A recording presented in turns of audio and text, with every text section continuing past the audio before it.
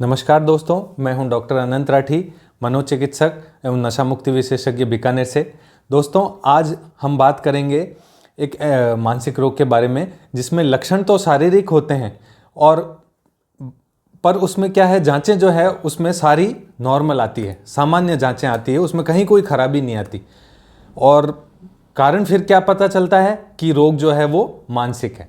आश्चर्यजनक रूप से कारण मानसिक निकलता है और लक्षण शारीरिक निकलते हैं। आमतौर पे ऐसा लोगों को भरोसा ही नहीं होता कि पेट दर्द या सांस फूलना या कमर दर्द ये मानसिक रोग के लक्षण हो सकते हैं क्या। इसी रोग को हम आज एक कहानी के माध्यम से समझते हैं। दोस्तों, राधा एक 30 साल की गृहिणी है। 10 साल उसकी शादी को हो गए हैं। उसके पति की सरकारी नौकरी है, गांव में रहती है वो। पिछले 5 साल से उसकी तबीयत कुछ ठीक नहीं है। 5 साल पहले अचानक से उसको सिर में दर्द और गर्दन के पीछे के हिस्से की तरफ खिंचाव महसूस हुआ। कुछ दिन उसके सास ने कुछ घरेलू उपचार किया लेकिन आराम नहीं मिला, तो उसके पति उसको डॉक्टर के पास लेकर के गए। डॉक्टर ने सिर की एमआरआई वगैरह कुछ करवाई, पर एमआरआई की रिपोर्ट नॉर्मल थी। डॉक्टर ने कुछ दर्द की दवा लिख करके दी। राधा ने दवा भी बहुत अच्छे से ली लेकिन उसको पूरा आराम नहीं मिला। आराम नहीं मिलने से राधा ने वो दवा छोड़ भी दी। 2 महीने बाद राधा को अचानक से गैस बनने लगी। कुछ भी खाती उसे गैस बनने लग जाती। कभी कभी उसका जी मचलाता, उल्टी जैसा मन करता था। कभी कभी तो बहुत ज़्यादा पेट में दर्द भी होने लग जाता था। काफ़ी लंबे समय तक जब यह तकलीफ़ रही तो उसका पति फिर से उसको एक बार शहर ले गया पेट के डॉक्टर के पास। पेट के डॉक्टर ने उसके पेट की सोनोग्राफी, लीवर संबंधित सारी खून की जांचें, एंडोस्कोपी, जो भी जांच वो करवा सकता था करवा करके देख लिया, पर आश्चर्यजनक रूप से ये जांचें फिर से नॉर्मल थी। डॉक्टर को भी जो है वो कोई कारण नज़र नहीं आया कि इतना पेट दर्द क्यों हो रहा है जबकि रिपोर्ट सारी नॉर्मल है। फिर भी डॉक्टर ने भूखे पेट का कैप्सूल और जो पेट में जलन कम करने वाली गोली और पेट में दर्द कम करने वाली गोली वगैरह दे करके राधा को वापस भेज दिया। राधा ने फिर दवा ली लेकिन उसे पूरा आराम फिर से नहीं मिला, तो राधा ने फिर से दवा बंद कर दी। कुछ 1 महीना ही बीता होगा कि अब राधा को शरीर में अलग अलग जगह दर्द रहने लगा। सबसे पहले उसकी कमर में निचले हिस्से में दर्द आना शुरू हुआ।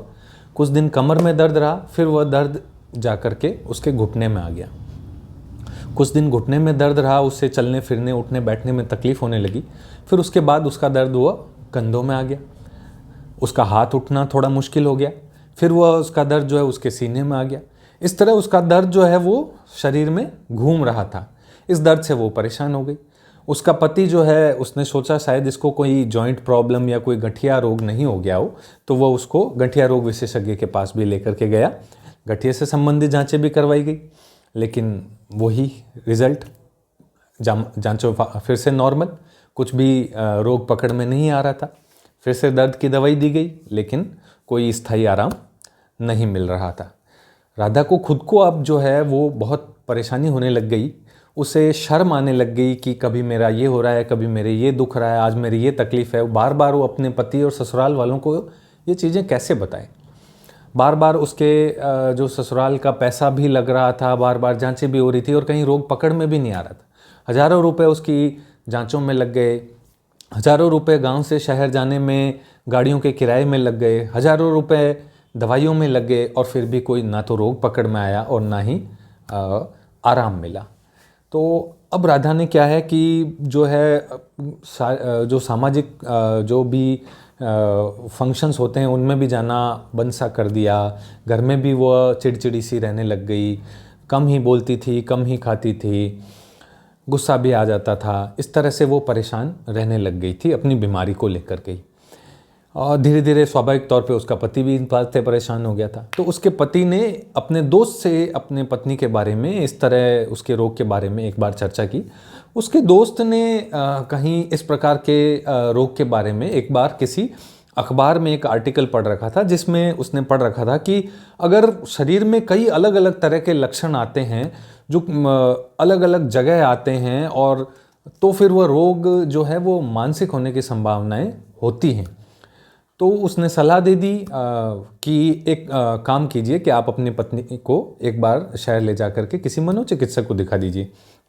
राधा के पति को एक बहुत अजीब सा लगा कि जब राधा को तकलीफ ही शारीरिक है, कभी उसके दर्द हो रहा है, कभी उसके पेट दर्द हो रहा है, कभी उसको जी घबरा रहा है, कभी उसका सिर दर्द हो रहा है, तो मैं मानसिक रोग विशेषज्ञ के पास ले जा करके क्या कहूँगा और क्यों लेकर के जाऊँ। पर फिर भी वो भी तंग आ ही गया था कि जगह जगह लेकर के गया तो हुई, तो एक बार मानसिक रोग विशेषज्ञ के पास भी ले जाता हूँ। वह लेकर के चला गया। मानसिक रोग विशेषज्ञ ने राधा की सारी रिपोर्ट्स और फाइल देखी, तो इतनी मोटी रिपोर्ट्स और फाइल की जो कागज़ पन्ने देख करके उन्हें भी समझ में आ गया कि कोई शारीरिक रोग राधा को लग नहीं रहा है। आराम से अकेले में बैठ करके राधा का जब उन्होंने इंटरव्यू लिया, अच्छे से पूछा उसे, तो राधा की जो दैनिक जीवन है, क्रियाकलाप है, उसका जीवन कैसे बीता बचपन से लेकर के अभी तक की, क्या उसकी टेंशन्स हैं, क्या उसके जीवन में क्या लक्ष्य हैं, तो सब बारे में जानकारी ली। तो मनोचिकित्सक ने पाया कि राधा जो है एक गंभीर टेंशन से गुजर रही थी, लेकिन वह इस बात को किसी को शेयर नहीं करती थी। दरअसल राधा की शादी को 10 साल हो गए थे, लेकिन अभी भी उसे कोई संतान नहीं प्राप्त हुई थी। हालांकि वह दिखने में बाकी सबको ऐसे एकदम सामान्य नॉर्मल बिहेव करती थी, लेकिन मन ही मन उसको इस बात की टेंशन रहती थी, और यही टेंशन जो है वह शारीरिक लक्षणों के तौर पर राधा के शरीर में प्रकट हो रही थी। जी हाँ दोस्तों, इसी रोग का नाम है सोमेटाइजेशन डिसऑर्डर। यह रोग आमतौर पे 20 से लेकर के 35 साल तक की उम्र में और ख़ास तौर पे महिलाओं में ज़्यादा पाया जाता है। पर जैसे कि लक्षण शारीरिक होते हैं और अज्ञानतावश जो लोग बाग हैं वो अलग अलग स्पेशलिस्ट के पास जाते रहते हैं, अलग अलग तरह की जांचें करवाते रहते हैं, और रिपोर्ट में कुछ भी नहीं मिलता। दवा खाते हैं लेकिन आराम भी नहीं मिलता, क्योंकि उन्हें पता ही नहीं है कि ये रोग मानसिक है। इसके पीछे जो जड़ में कारण है वह उनका कोई ना कोई मन में बैठा तनाव है, कोई ना कोई उनके दिमाग में बैठी टेंशन है, जिसकी वजह से वही टेंशन जो है वह शारीरिक लक्षणों के तौर पर प्रकट हो रही है।